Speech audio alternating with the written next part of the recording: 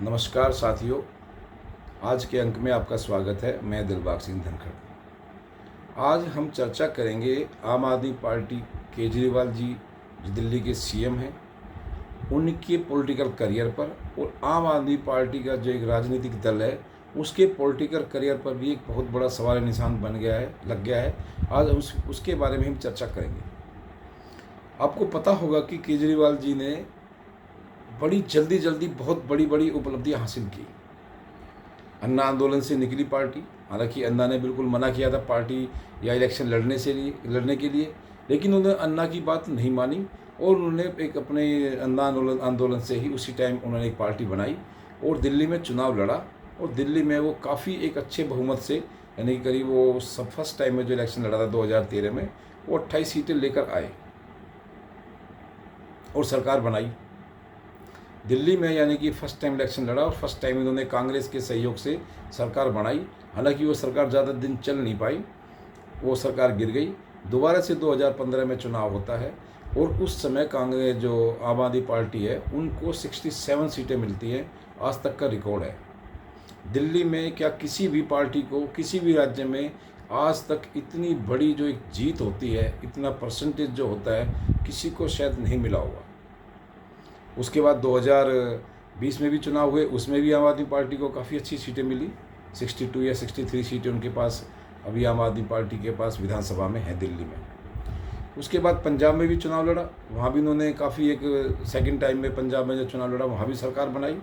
और इस तरह से उन्होंने कई राज्यों में भी, आसपास के राज्यों में उन्होंने अपने जैसे जैसे पार्टी का विस्तार करते गए और पार्टी आगे बढ़ती गई। तो इस तरह से आप देखेंगे कि आम आदमी पार्टी ने 2 राज्यों में सरकार बनाई बहुत थोड़े समय में और एक राष्ट्रीय पार्टी का दर्जा भी इनको मिल गया। इतने कम समय में आज तक किसी भी राजनीतिक दल को कभी भी राष्ट्रीय पार्टी का दर्जा नहीं मिला है। ये एक बहुत बड़ा अचीवमेंट केजरीवाल जी की सरकार, आम आदमी पार्टी दोनों के लिए बहुत बड़ी एक अचीवमेंट है।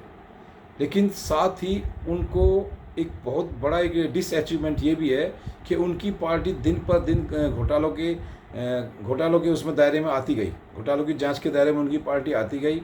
और आपको पता होगा कि सत्येंद्र जैन कितने समय से जेल में बंद है, मनीष सिसोदिया काफ़ी समय से जेल में बंद है, केजरीवाल खुद सीएम दिल्ली के काफ़ी समय से जेल में बंद हैं और लगातार तीनों ही जो इनके शीर्ष नेता हैं जेलों में बंद हैं।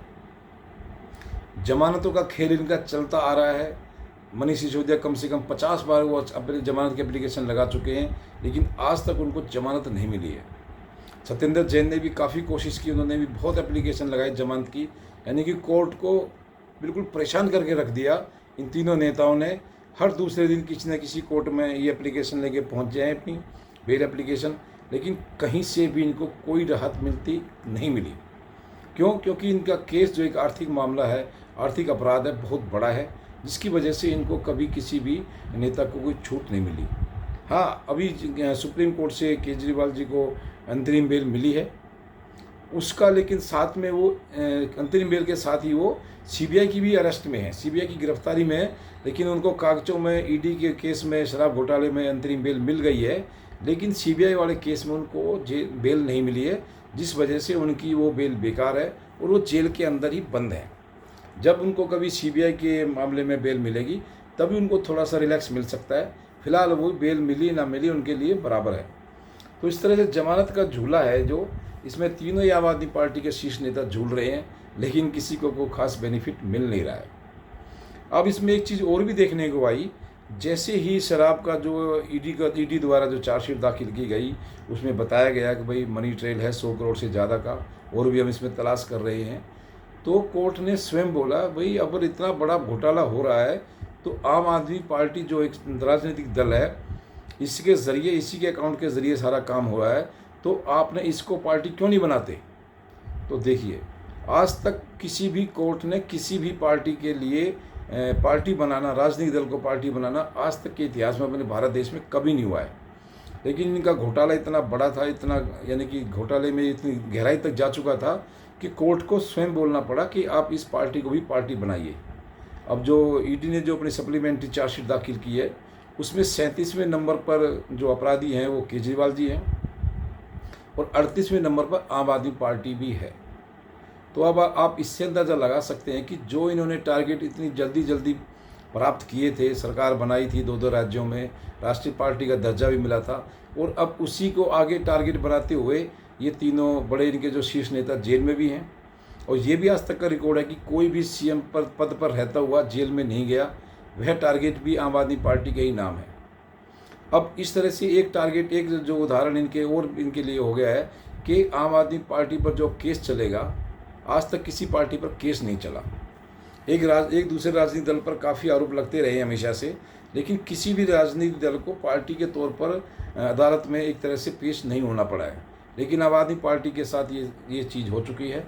अब इनकी पार्टी को पार्टी बनाया जा चुका है और इन पर मुकदमा चलेगा। अब आप थोड़ा सा ये सोचिए, अगर इस पार्टी पर मुकदमा चलता है, कोर्ट की डायरेक्शन है, चलेगा मुकदमा, और वो 38 नंबर पर उसको आरोपी बनाया भी गया है, तो अगर ये पार्टी आरोप सिद्ध हो जाती है, अगर आम आदमी पार्टी आरोप सिद्ध हो जाती है, और वो होना तय है क्योंकि सबूत काफ़ी हैं, पैसे की जो टेल मनी है बहुत ज़्यादा है, बिल्कुल क्लियर है, तो ऐसे में जो आम आदमी पार्टी की अगर सदस्यता ख़त्म होती है, हालांकि ये भी एक विचार बिंदु होगा कि इस तरह से जो पहली बार अगर ये केस सामने आएगा तो हमारा चुनाव आयोग इसमें क्या फैसला लेगा। अगर कोर्ट ने उनको आरोपी साबित कर दिया तो चुनाव आयोग के लिए भी ये एक बहुत बड़ा एक ऐतिहासिक कदम होगा कि आम आदमी पार्टी को मान्यता ख़त्म की जाएगी या उसको क्या किया जाएगा, क्यों, या उनको भविष्य में इलेक्शन लड़ने से रोका जाएगा। साथ ही इसमें एक और चीज़ सामने निकल कर आएगी कि जो आदमी आम आदमी पार्टी, जो भी कैंडिडेट आम आदमी पार्टी की टिकट से चुनाव लड़ा है, उसका क्या होगा। मेरी एक दो से चर्चा हुई तो उन्होंने बताया कि भाई वो अपने दूसरे दल में जा सकते हैं, अपने दूसरी पार्टी बना सकते हैं। लेकिन इसमें थोड़ा सा मुझे ये लगता है कि ये चीज़ शायद इनके साथ मुश्किल होगी, क्योंकि आम आदमी पार्टी ही जब ख़त्म हो जाएगी या उस पर पाबंदी लग जाएगी तो शायद उनके जो नेता हैं उनको भी दूसरी पार्टी बनाने में और दूसरी पार्टी में विलय करने में शायद थोड़ी कानूनी अड़चन आ सकती है।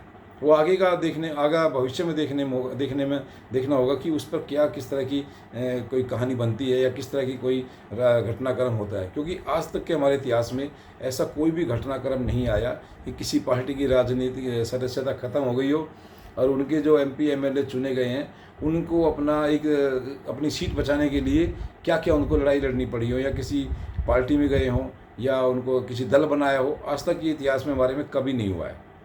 तो इस पर मैं एक चीज़ सोच रहा था कि ये ऐसा जो आम आदमी पार्टी के साथ इस तरह से ऐसा क्यों हो गया। मुझे इसमें एक छोटी सी महाभारत का एक सीन याद आ जाता है, उससे मैं थोड़ी सी इसकी तुलना करना चाहूँगा कि महाभारत में आपने देखा होगा कर्ण थे वो गुरु जो भगवान परशुराम जी के शिष्य थे, और भगवान परशुराम जी ने उनको बहुत अच्छी शिक्षाएं दी, बहुत मजबूती से उन्होंने उनकी शिक्षाओं का ग्रहण भी किया, और कर्ण ने काफ़ी एक ख्याति प्राप्त कर ली। अपनी जो गुरु जी की शिक्षा के द्वारा उन्होंने काफ़ी ख्याति प्राप्त की थी।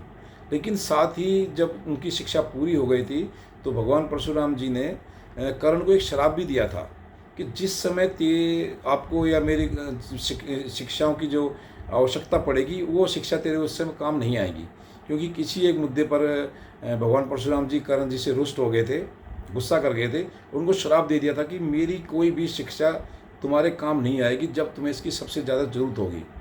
महाभारत में आपने ये सीन देखा भी होगा कि जब कर्ण का जीव अर्जुन का अंतिम युद्ध होता है तो उस समय कर्ण की कोई भी शिक्षा कर्ण के काम नहीं आती है और अर्जुन उसका वध कर देता है। तो इस तरह मुझे इसमें भी ये थोड़ा दिखाई देता है कि अन्ना जी का श्राप शायद आम आदमी पार्टी को ले बैठेगा। अन्ना जी ने साफ मना किया था केजरीवाल को, भाई आप पार्टी मत बनाओ, ये सब राजनीतिक दलों में आप मत जाओ, चुनाव मत लड़ो, लेकिन उन्होंने उनकी एक भी बात नहीं मानी। अन्ना के द्वारा ही एक जो केजरीवाल जी आम आदमी पार्टी पैदा हुई थी, और मुझे लगता है अन्ना के शराब से ही ये पार्टी ख़त्म भी होगी, इनके जो पॉलिटिकल करियर है वो ख़त्म भी होगा, क्योंकि काफ़ी तेज़ी से जो आर्थिक अपराध का जो मामला इनके ऊपर चलता आ रहा है, इसमें इनको किसी भी तरह की आपने देखा होगा आज तक कोई छूट नहीं मिली है। तो इस तरह से मुझे लगता है कि इन पर जो ये कानूनी शिकंजा है ये कसता जा रहा है, और दिन पर दिन ये मामला इतना टाइट होता जा रहा है कि अब लग रहा है कि आगे आने वाले टाइम में इनकी जो पार्टी है, जो दल है, उस पर भी बहुत बड़ी आफत आने वाली है। उनका जो राष्ट्रीय दर्जा है उस पर भी दिक्कत आएगी, और जो उनकी पार्टी है राजनीतिक दल उस पर भी शायद कोई दिक्कत आ सकती है। तो आगे इस पर बने रहिए, आगे देखते हैं इसमें भविष्य में क्या घटनाक्रम में बदलाव आता है। आज की वीडियो में इतना ही। अब इस वीडियो को लाइक शेयर सब्सक्राइब जरूर करें। आपका बहुत बहुत धन्यवाद।